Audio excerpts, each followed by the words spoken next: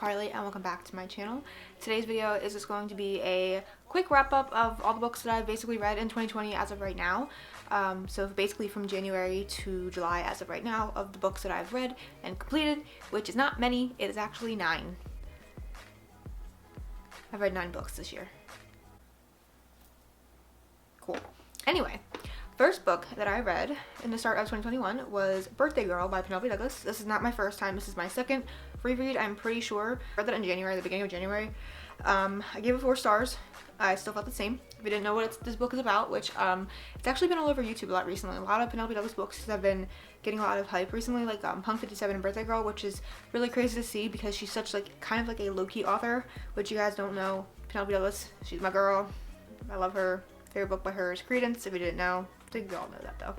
Birthday Girl is about a girl named Jordan and a guy named Pike. Jordan is dating this really shitty guy and they basically have to move in with his father, and that is Pike. And originally they meet, Pike and Jordan, they meet like a movie theater on her birthday by herself, and they kind of hit things off, but like it doesn't go anywhere obviously because she has a boyfriend. And things just kind of go off from there after they move in with the dad. A lot of butting heads, a lot of drama, a lot of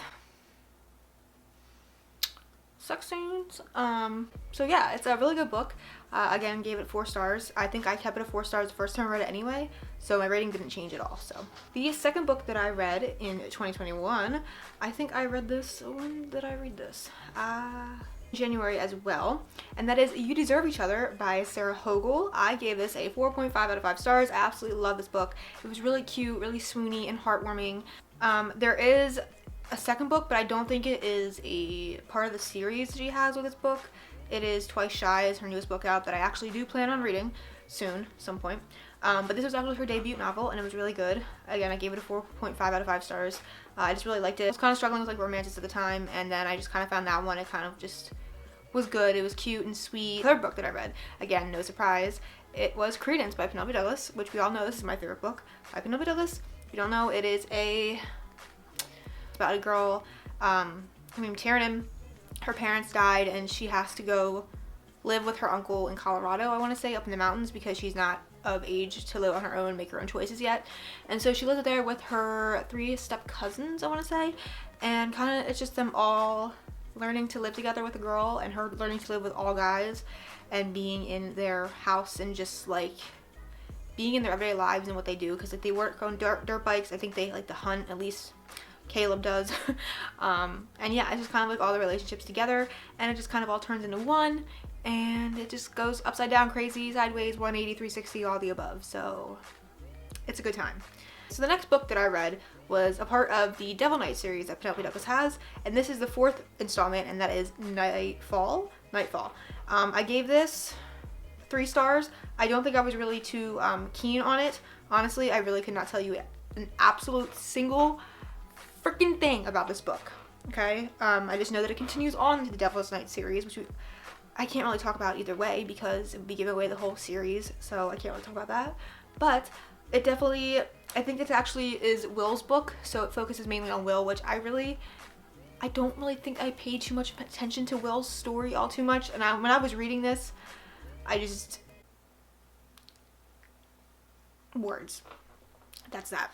Next one was a book that I read in May. So we went from January to May with that reading. So for that one, I read this in May. So yeah, okay, got it, May.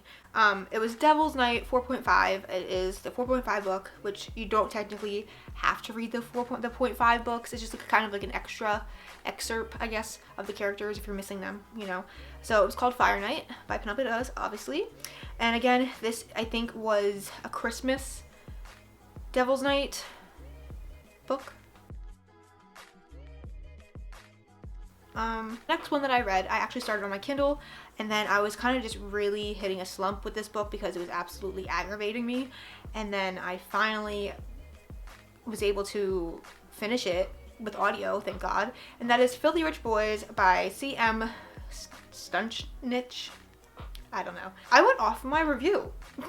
Do you want me to just read my review for you? Like, this is like a whole paragraph. I literally gave this book 2 stars. I remember how much I disliked this book, but the fact that I wanted to continue on the series just to torture myself, why? why did I want to do that? I wanted to literally go through the rest of the series just to torture myself in reading it. So I don't think I'm going to do that still because I care about my mental health more than doing that, because I really have not been reading too many books. So why am I going to force myself to read books that I know I'm going to fucking hate anyway? So joke's on me, I'm not doing that. I also wanted to continue on the series just for the fact of seeing our main character get her revenge on the guys. But I feel like that's going to take so fucking long, and I could literally just watch like a review video on the entire series and have my answers. So alright, next book. I actually love this book, and that is Grown by Tiffany D. Jackson. I think I gave this a 5 out of 5 stars. This book did actually fucking wreck me. I listened to it on audio. I'm pretty sure I listened to all of these books on audio, because when do I ever physically read, and when do I ever have time to physically read? And when I do have time, do I do it? No. Anyway, we're just going to read through my review of this because, I don't know. I started writing reviews, started popping off, started loving it, so, you know. It says, this book fucking wrecked me. I can't even begin to go into detail or how I feel. I'm numb. This book hit me hard and gave me chills. Basically the entire thing I was listening to. The audiobook was so powerful. Hearing everything happened in your ears in your own little world. The book transported me to feeling like I was in the book. I felt for Enchanted so much. I just wanted to grab her and protect her. She was so naive and it portrayed perfectly. So this book is about a girl who I think wants to become like a rapper, not like a rapper, but like a singer, and she kind of gets mixed in with a bad like record label, and bad things happen to her, and it just plays out so devastatingly in the book, and it's just really heartbreaking. It really just split you down in half, like split down in half. So it's a really good book, and I definitely recommend it because it deserved all the hype. It was really good.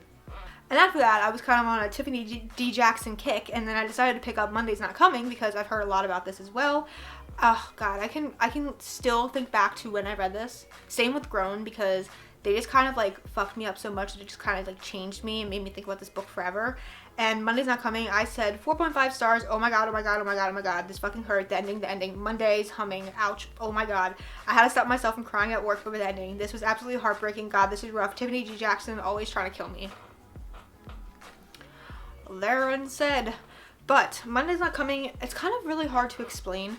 So there's a girl named Monday who is missing, and Claudia is like her best friend, and she's the only one that seems to notice. Monday and Claudia have always been inseparable, more like sisters. So Monday doesn't turn up for the first day of school. Claudia's worried. When she doesn't show for a second day or a second week, Claudia knows something is wrong. Monday wouldn't leave her to endure tests and bullies alone. Now that a year's rumors, not with her grade on the line. And so basically, how can a teenage girl just vanish without being noticed that she's gone? The book will fucking wreck you. It's what you need to know. And then lastly, the book that I finished most recently, which is very depressing, is Bound by Honor by Cora Riley. Yeah, so funny story. I started this, was not liking it, and then I totally put it down for like a couple months or maybe even a month, and then I picked it back up randomly at work in the morning and started listening to it and finished it. And so I gave it a 3 stars. I was kind of liking it in the beginning, and then I just kind of lost it when I think I started listening to it again. Because I was like, fuck these main characters. They're so fucking annoying. I don't understand the love. I did not root for the main characters being in love.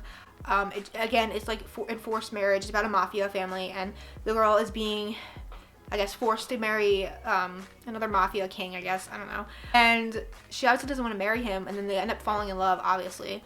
And I don't know. I just wasn't rooting for it. I just thought it was very blah. But however, the next book I'm going to talk about is one that I'm currently in the middle of. Yes, I'm actually in the middle of quite a lot of books.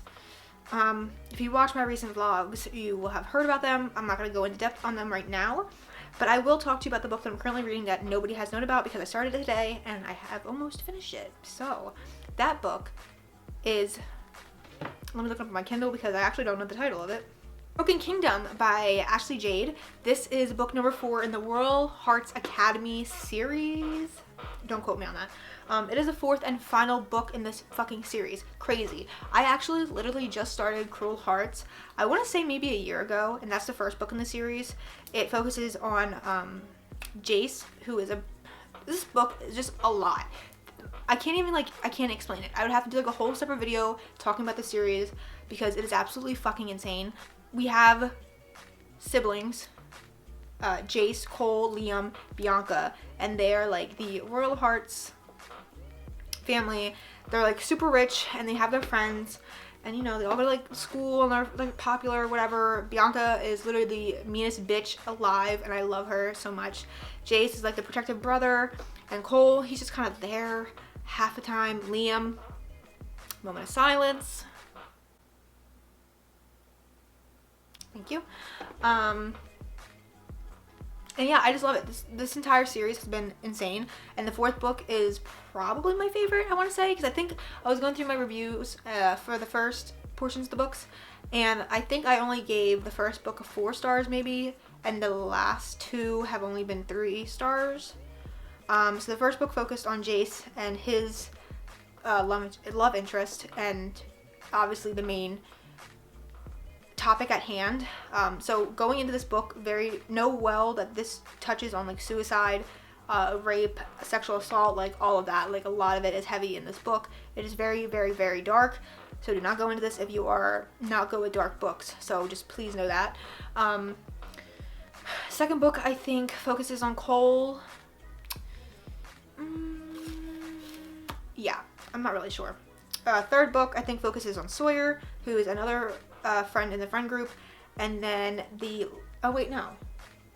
second book is Cole and Sawyer. Third book is Bianca's book, which I didn't really care for that one either, obviously. But the last book is Oakley's. It's kind of just a whole wrap up. But I love Bianca, I love Oakley, I love the whole family, I love all the characters. Like, this book has really grown on me. I think it was good that I took a break from it for a little while because I think I read them 2 back to back. Like, I started reading Cruel Hearts, whatever it's called, the first book. I started reading the first book on Kindle, and then I finished the series, I want to say, on audio.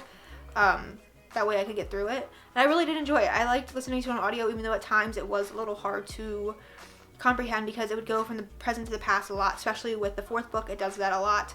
I can't really remember if the previous books have done that either, but yeah, that's really it. Probably going to give it a 4.5 or a 5 stars. I'm kind of leaning on like a 4.5 because there's still some things that I don't know will be answered by the end of this.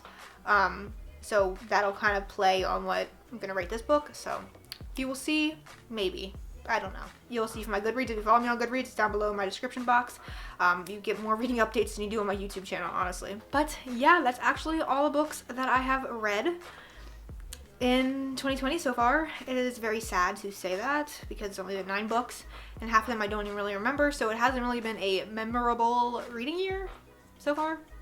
So I've been in a really bad book slump. I moved at the beginning of this year. I got a boyfriend in the beginning of this year. So it's been kind of hard balancing a lot of things. But recently I've been trying to get back into doing YouTube, Depop, reading, all of that. So it's just kind of balancing time management, all that right now. So I'm trying. I uploaded 2 new videos recently, so go check them out if you haven't. They are reading vlogs. One's a really old one, and then one is a newer one. So yeah, make sure to go check this out. Make sure to subscribe down below to join the family, and I will see you on my next video. Bye, guys.